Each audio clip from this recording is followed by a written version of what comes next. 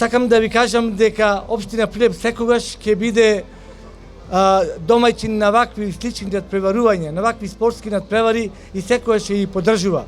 Јас сакам во оваа прилика да му се заблагодарам и да му честитам на организаторите на овогодишното трето поред државно првенство во автомобилизам што се одржува во Прилеп и се надевам дека и во иднина вакви и слични надпреварувања ќе гледаме во Прилеп. На денешниот надпревар имаме околу 30 на возачи од различни градови од Македонија.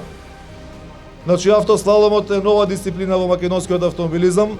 Пред се, освен тркачките активности, се работи за безбедноста во сообраќајот, за безбедноста на публиката.